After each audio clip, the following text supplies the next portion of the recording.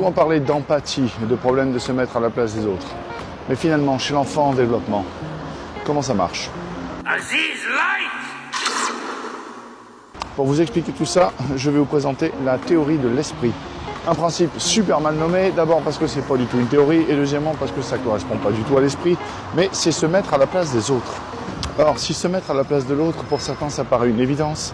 En fait, pour l'enfant, ça ne l'est pas du tout. Nous nous mettons à table, face à face, avec un enfant. Sur la gauche, l'objet 1. Sur la droite, l'objet 2. Nous demandons à l'enfant, est-ce que tu peux voir l'objet 1? Oui, répond l'enfant. Est-ce que tu peux voir l'objet 2? Oui, répond l'enfant.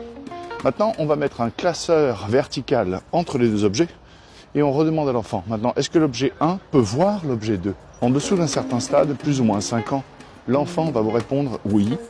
Il peut le voir, parce que si moi je peux le voir, alors tout le monde peut le voir. Au-delà d'un certain stade, l'enfant va se pencher un peu et dire « Ah non, il ne peut pas le voir parce qu'il y a un classeur qui l'en empêche au milieu. » L'enfant a atteint le stade de la projection spatiale. Il peut donc se projeter à la place de l'autre et imaginer le monde depuis une perspective différente de la sienne. Dans une deuxième partie, nous allons prendre l'histoire du petit chaperon rouge. La scène où le loup arrive avant le petit chaperon rouge, bouffe la grand-mère, met ses vêtements et se planque dans le lit. Bonjour les histoires qu'on raconte aux enfants. À ce moment-là, le petit chaperon rouge arrive et on demande à l'enfant « Est-ce que le petit chaperon rouge sait que c'est le loup ?» Alors que l'enfant avait réussi la projection spatiale au test précédent, il échoue le test de séquentialité et il répond « Oui, il le sait, parce que si je le sais, tout le monde le sait. » L'enfant arrive à un nouveau stade et il comprend que l'autre peut avoir des connaissances différentes des siennes, notamment amoindries. Notez qu'il y a une branche ici que nous n'allons pas explorer dans cette vidéo, mais qui sous-entend qu'il existe également un stade où l'on peut comprendre que l'autre possède des informations que nous-mêmes ne possédons pas. Dans chaque situation, gardez en tête que même à l'âge adulte, il y a des gens qui n'ont pas développé ce stade. Et vous allez au fur et à mesure reconnaître de plus en plus les difficultés du trouble de personnalité du spectre narcissique. En l'occurrence ici, ils ont réussi le stade de se projeter à la place de l'autre.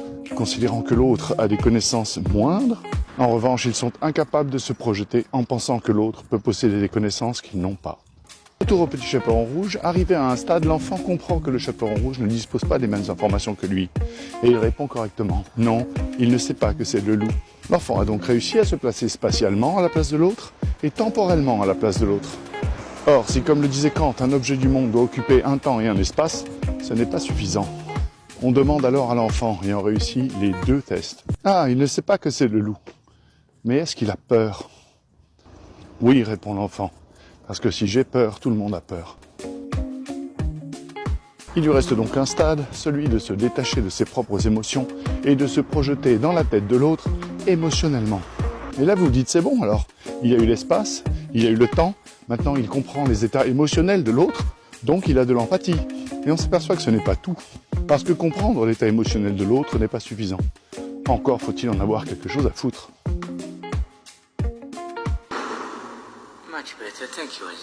Un sujet est complexe. Un être a bien des dimensions. Et se mettre à la place de l'autre ne peut pas se faire en une fois. Or, s'il est vrai que les personnes atteintes du trouble du spectre narcissique n'ont pas réussi à passer certains stades, en revanche, on peut dire qu'ils en ont enjambé quelques-uns. Car ils sont capables d'adopter des attitudes, des comportements, d'avoir des paroles qui projettent dans l'esprit de l'autre quelque chose de voulu, de manière à ce que l'autre les regarde en retour d'une certaine façon. Il s'agit là d'un aller-retour assez complexe qu'ils sont capables de faire. Mais ils ne sont toujours pas capables d'en avoir quelque chose à foutre des émotions de l'autre. Sauf quand celles-ci les concernent eux. Il y a encore beaucoup de choses à voir, mais nous regardons ça dans une prochaine vidéo.